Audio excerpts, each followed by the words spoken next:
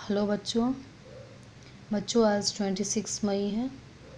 मैं अमृता क्लास 2 में आज आप लोग को हिंदी विषय पढ़ा रही हूँ। हिंदी विषय में बच्चों हम लोग पार्ट 1 और 2 पूरा कर चुके हैं।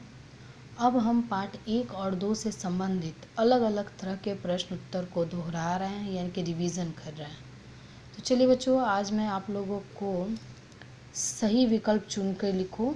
प्रश्न उत्तर यहाँ पे मैंने लिखा है, जिसे आप लोग को अपनी हिंदी फेयर नोटबुक में लिखना है और इसे याद करना है।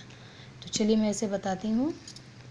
प्रश्न संख्या 1 है, तारे कहाँ टिमटिमाते हैं? तो ऑप्शन है आकाश, धरती, पाताल। इन तीनों में से एक सही आंसर है बच्चों, तो उसे ही हम लोग को चुन करके लिखना है। तो आंसर है आकाश, यानी उत्तर है आकाश। प्रश्न संख्या 2 यानी क्वेश्चन नंबर 2, निर्झर का क्या अर्थ होता है? सागर, झरना या नदी? उत्तर होगा झरना। प्रश्न संख्या 3, चिड़ियों को मधुर गीत कौन सिखाता है? कुदरत, मानव या पेड़ पौधे? तो उत्तर होगा बच्चों कुदरत। प्रश्न संख्या 4, कौवे के पास रोटी के कितने टुकड़े थे? 1, 2 या 3? तो 2 टुकड़े थे बच्चों। सही आंसर ख है 2। नदी शब्द का बहुवचन कौन सा है? कौन सा शब्द होगा? तो बकरियाँ, लकड़ियाँ या नदियाँ? तो बच्चों नदी शब्द का बहुवचन होगा नदियाँ। एक चीज़ यहाँ पे ध्यान दीजिए बच्चों, नदी में जब एक वचन रहता है तो बड़ी की मात्रा लगती है, लेकिन जब वचन बदल जाता है यानी कि नदी शब्द का बहुवचन नदियाँ जब हम लिखते हैं तो यहाँ पे मात्रा बदल जाती है। यहाँ छोटी की मात्रा लगती है और नदी में बड़ी की मात्रा लगती है। ये चीज़ ध्यान में रखिएगा हमेशा।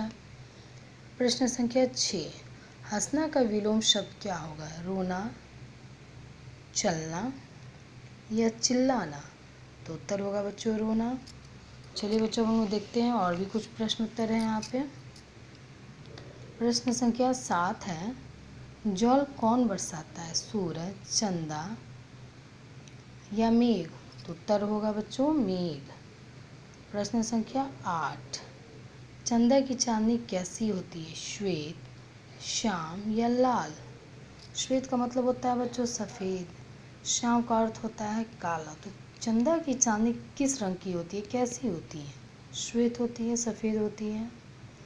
प्रश्न संख्या 9, रोज शब्द का क्या अर्थ होगा? शुक्रिया, प्रतिदिन या जाना? तो उत्तर होगा बच्चों प्रतिदिन। प्रश्न संख्या 10, कौवे ने अपनी चोंच में क्या पकड़ा था? चावल, रोटी या चना? तो उत्तर होगा बच्चों रोटी। प्रश्न संख्या 11, सब किसकी माया है? मनुष्य, पत्थर या कुदरत?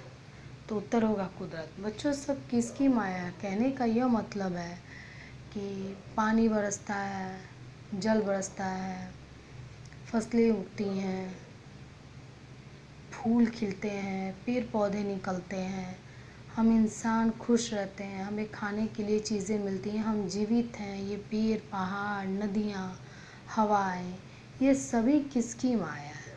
तो ये सभी ईश्वर की माया है, यानी कि हमारी कुदरत की माया है, मनुष्य और पत्थर की नहीं है।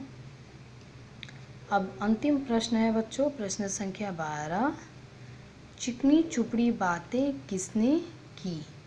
चिकनी चुपड़ी बातें किसने की? कौवे ने, भालू ने या लोमड़ी ने? इसका उत्तर होगा बच्चों लोमड़ी ने।